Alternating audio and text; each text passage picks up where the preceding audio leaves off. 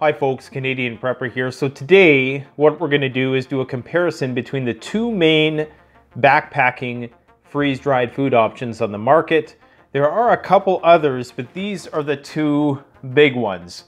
So we got Backpacker's Pantry on the right, on your left, and Mountain House on the other side here. So let's get to it. All right, so there's probably very few of you who aren't familiar with what freeze-dried food is, but I'm going to give you a quick 30-second overview of what it is. Basically, it's an amazing technology that allows you to preserve all the nutrients in the food while sucking nearly all the moisture out, and this is going to allow it to preserve for very, very long periods of time. We're talking like 30 years. And you can freeze dry almost anything so long as the fat content isn't too high. Fat doesn't freeze dry well. I've done extensive videos on freeze drying and the whole process and the science of it, so you can go back and check those out if you want. But there's several different companies that make freeze-dried foods. There's two main types of freeze-dried foods on the market. There's the ones that you buy wholesale. Those are from places like Wise and Thrive Foods. There's numerous other ones that just escape me right now. But they're the ones where you're basically just buying a large staple food, be it, you know, rice or strawberries. You're not really buying meals, individualized meals. You're more so just buying one type of food which has been freeze dried in a large number 10 can or something like that. You can also make your own, I should say. There's one company named Harvest Right that makes freeze dryers. I'll post a link in the description. Very expensive.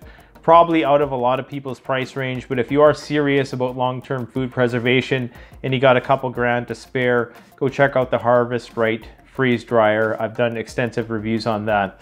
Now for everybody else, there's the backpacking stuff.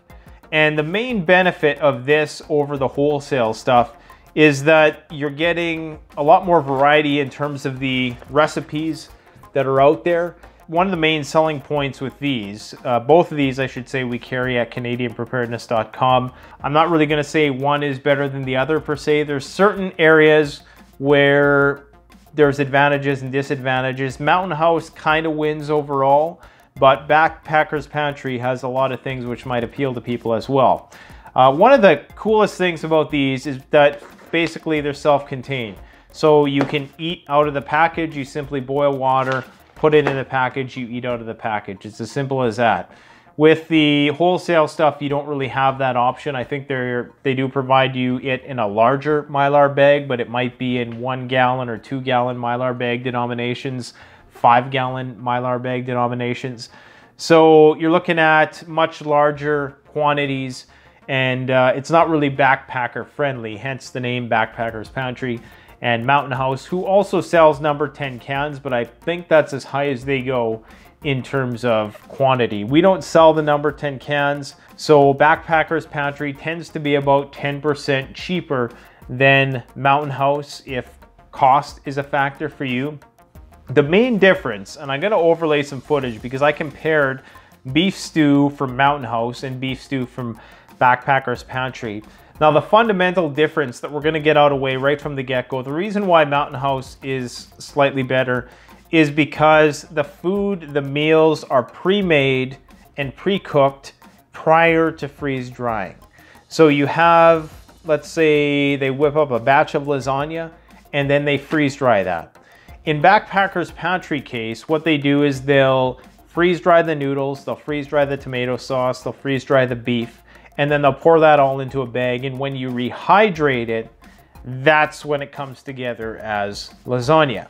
So what you're going to find with Mountain House is that there's greater consistency in the flavor throughout the entire dish, and that's due to the fact that all the ingredients have had a chance to co-marinate, if you will, throughout the cooking process and the freeze-drying process. So it really does taste like a meal which was prepared and had a long time to prepare, because remember, you're simply boiling the water and pouring it into the bag. So that doesn't give the ingredients a lot of time to interact and develop that consistent taste. Backpackers Pantry and most other freeze drying companies don't do that because it's a more expensive process. It's much easier to freeze dry individual foods and then just pour the correct denominations into a bag. And then when you rehydrate it, those flavors come together. You don't get that unified taste of the ingredients that you would with Mountain House. Now, some people might not mind this, and I actually don't mind it in some instances because it really allows the different flavors of the different ingredients to pop at different times, if that makes sense. So that's one of the main differences. Now, Backpackers Pantry offers a 10-year shelf life. Really, it's freeze-dried food. It's probably gonna last 30 years. I'm guessing part of the reason why they don't say 30 years yet is because the company hasn't had that much experience yet, whereas Mountain House has been around since the late 60s. So they've had a test to quality check their foods, which they've originally freeze-dried, and I think some of it has even passed like a 35-year taste test. So chances are any freeze-dried food is going to be good for 30 years.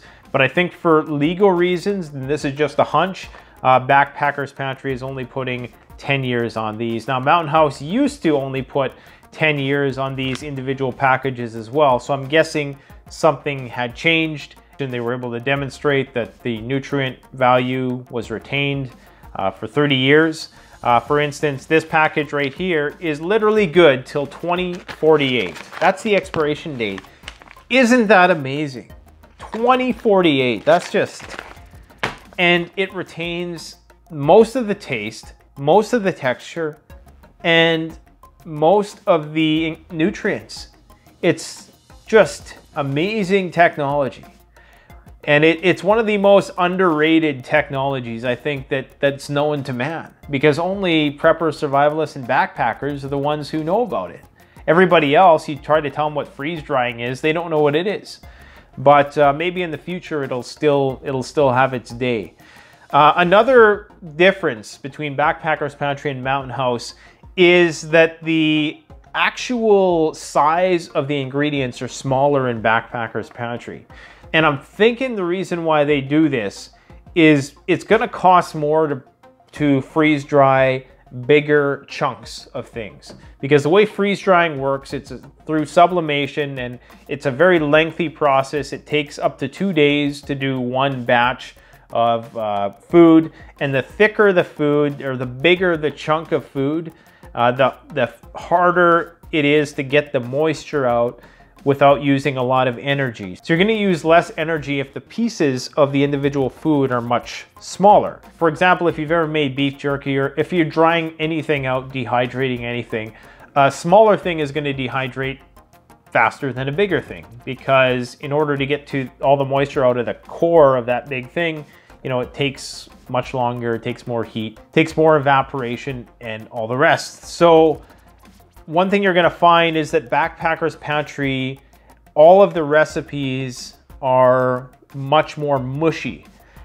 They don't have the big chunks that Mountain House does. When you crack a Mountain House, you're gonna get sizable chunks of egg, sizable chunks of beef, potatoes. I did a comparison between the beef stew of each, as I indicated, and the beef stew of the Mountain House was clearly, you know, the chunks were more visible. It looked like beef stew, whereas Backpackers Pantry, to be honest, it looked quite mushy, and the beef chunks were very small. I'm not going to say that there was more beef necessarily in the Mountain House. I just think that in Backpackers Pantry, those chunks were broken down. Now, how that contributed to the taste then, obviously the texture wasn't there, and texture is a big part of taste. Even though it's not the actual chemical sense on your tongue, which is taste, it still has a psychological effect in how good the food tastes to you. So definitely Mountain House won that. But I'll still give taste to Backpackers Pantry. It still tastes fine. And what I would advise caution against is going online and reading reviews for these freeze-dried foods, because you're very seldom going to find a review of a freeze-dried food on Amazon, say, that is above 3.5 out of 5. And the reason for that is everybody has a different palate. Everybody has, you know, different expectations when they go to eat a freeze-dried meal. You get these Valley Girl types who expect 5-star meals out there in the wilderness, and that's not what these are. You know, you're gonna have a degradation of food quality when you're buying something like this because it's portable, it's super lightweight. Oh, a little domino effect there. It's portable, it's super lightweight, it lasts darn near forever, and those are the benefits of it.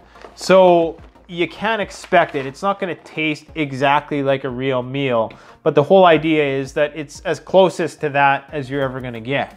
So don't read the reviews.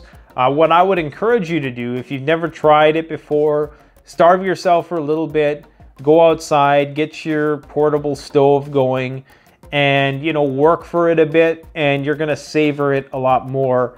And there's nothing like eating one of these when you're out far in the back country and you haven't eaten for a while and you've kind of been roughing it a little bit.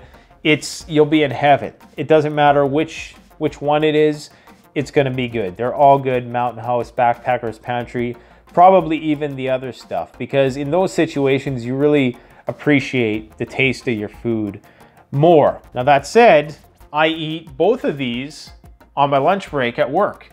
So they're not just for, you know, backpacking. They're quickly becoming a food that I just take to work because it's really easy. You go over to the coffee machine where it has the spout for the hot water.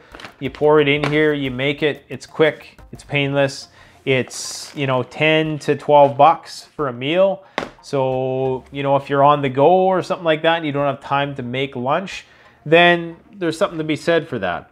Now, in terms of the quality and the taste then, I would say, like I said, that Mountain House has a more consistent taste, but it's also a little bit more dull in some ways. And I think part of the reason for that is because of that consistency. The different ingredients really pop in Backpackers Pantry. And I think the smaller portions of the food allow the chemical taste to really come out a bit more. I'm not sure if what I'm talking about makes sense, but it seems like the smaller, the more particulate the food, the easier it is to get the taste out of the individual foods. In terms of the preservatives that are used, as far as I can tell, judging by the ingredients in Mountain House and Backpackers Pantry, both use an equivalent amount of sodium, maybe Mountain House ever so slightly more. And that's only in certain recipes, of course. They both use fairly high quality ingredients. It would appear that Backpackers Pantry may use slightly less, you know, preservatives like of the MSG sort.